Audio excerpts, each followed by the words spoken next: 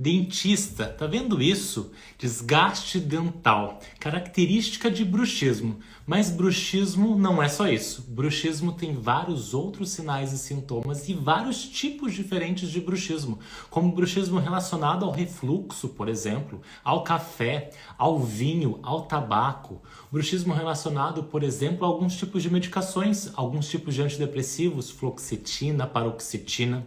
Você conhece e você está atualizado de verdade em bruxismo em 2023?